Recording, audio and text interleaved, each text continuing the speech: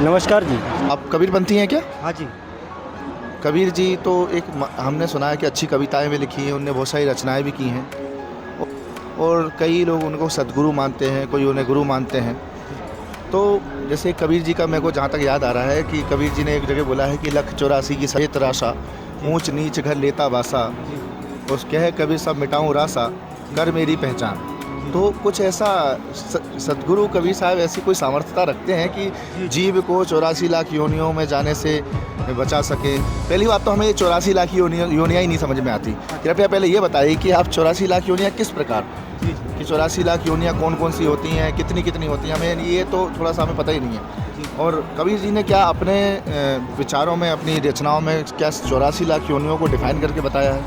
जी जी। आइए भाई साहब, जैसे आपने जिक्र किया कि 84 लाख योनियाँ क्या होती हैं, तो हम आपको बताते हैं। देखिए, गरुड़ पुराण सारोद्धार, इसमें बताया गया है। आप एक सेकंड, ये आप गरुड़ पुराण से बता रहे हो, तो कबीर जी का ज्ञान क्या इसमें भी होगा क्या? बिल्कुल, इससे आपको लिंक करके बता देंगे कि कबीर साहब का जो ज्ञान है, जो ब्रह्मा जी, विष्णु जी, शंकर जी ऊपर के जो उनको जानकारी नहीं थी, वो कबीर साहब को थी। अच्छा, मतलब उससे ऊपर का मतलब पुराणों में जो जानकारी है वो कबीर साहब को भी थी? बिल्कुल। और कबीर परमात्मा ने कबीर सागर में 628 साल पहले आए थे, वो लिख के चले गए थे। धर्मदास जी द्वारा लिखवाई थी वाणी, वो हम आपको बताते हैं।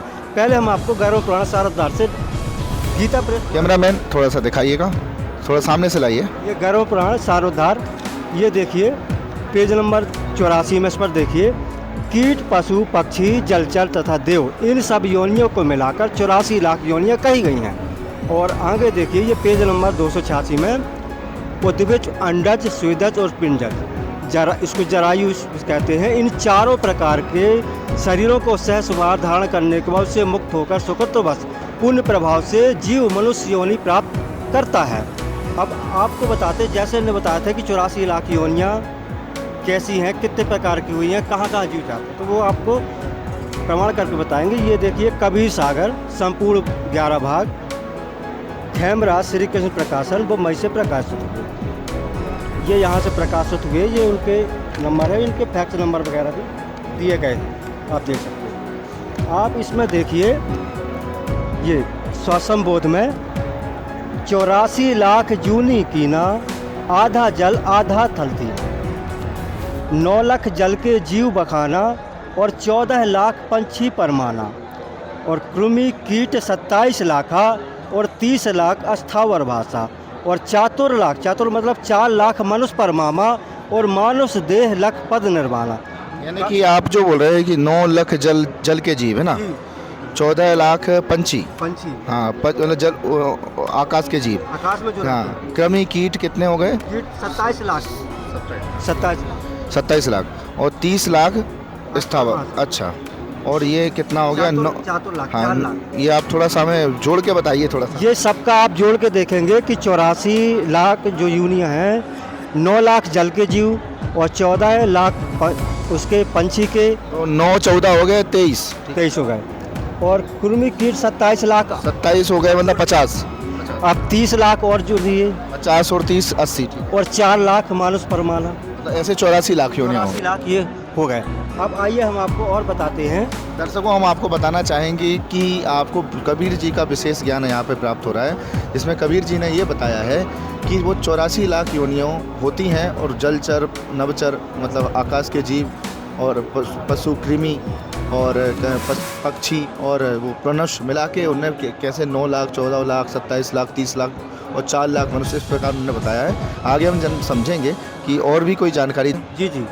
कबीर साहब के जो कबीर सागर है, उसमें बोध सागर है, उसमें सुमरण बोध है, प्रकरण है, उसमें स्पष्ट लिखा है कि गुरु की शरणा 84 छूटे, आवागमन की डोरी टूटे, और गुरु शरण यम दंड न लागे, और ममता मारे भक्ति में पागे। मतलब आप ये बता रहे हो कि गुरु जी के शरण में चले जाएंगे तो 84 लाख योनियाँ, जैसे हमने आपको पहले प्रश्न किया था कि कबीर जी बोल रहे हैं कि कहे कबीर मिटाऊं रासा, कर मेरी पहचान, लख 84 की सजे सतराशा, ऊंच नीच घर लेता वासा। तो सतगुरु किसकी तरफ संकेत है आप? बिल्कुल जी, गुरु से तात्पर्य सतगुरु कबीर साहब। और ये आप फिर देखिए कि गुरु की शरण लीजिए भाई, जीते जीव नरक न जाई, और गुरु की शरण साधु जाने, गुरु शरण मूल पहचान है। और गुरु शरण 84 टूटे, आवागमन की डोरी टूटे, और गुरु शरण यम दंड न लागे, ममता मारे भक्ति में पागे। मतलब आप कह रहे हो कि सदगुरु कबीर साहब की शरण में आ जाएंगे तो 84 छूट जाएगी, है ना? तो क्या सदगुरु की शरण आ जाए, उनके चरण दबा लें, या तो उनको दंडवत प्रणाम कर लें, या तो उनकी पूजा करने लगे, 84 छूट जाएगी? कि कोई तरीका भी बताते हैं वो किसी प्रकार का? इसमें ये देखो वाणी देखिए कि गुरु मुख होई परम पद पावे, 84 में बहुर न आवे, और गुरु की नाव चढ़े जो प्राणी, खेत उतारे सदगुरु ज्ञानी। कि वो सदगुरु से आपको नाम लेना पड़ेगा, जब 84 लाख योनि से आपकी जूनी छूट जाएगी। तो आप कह रहे हो कि इस गुरु की शरण में आना, सदगुरु की शरण में आना पड़ेगा, उनसे नाम लेना पड़ेगा। तो क्या नाम का जाप या सुमरन करके हमारी 84 लाख का बंधन कट जाएगा, ऐसा कोई कबीर साहब ने कोई वाणी में बोला है क्या? जी हाँ, कबीर साहब ने बोला है, माला श्वास और सांच की फेरेंगे निजदास, 84 भर में नहीं कटे करम की फांस। परमात्मा कबीर साहब जी बताते हैं का सुमरण जो करेंगे नाम का, उससे 84 लाख योनियों से मुक्ति पा सकते हैं। मतलब उसका श्वासों से सुमरन, जैसा आप बता रहे हो, माला श्वास उश्वास की। हाँ जी हाँ, माला जो करेंगे वो श्वास के माध्यम से नाम जाप होगा, ऐसा बताते हैं। तो उससे हमारी 84 लाख योनियाँ कट जाएंगी। हाँ जी, 84 योनियाँ पूरी कट के मुक्ति मिल जाएगी, मोक्ष हो जाएगा।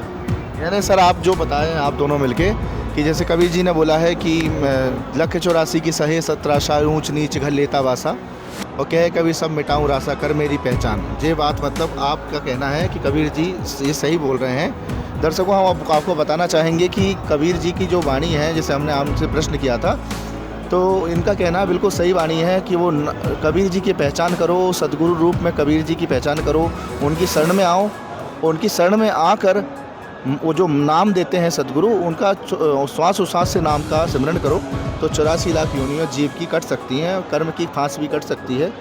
इस प्रकार हमारा मोक्ष होने का ऐसा इनका कहना है कि कबीर जी 84 लाख योनियों का नाश कर सकते हैं जीव की।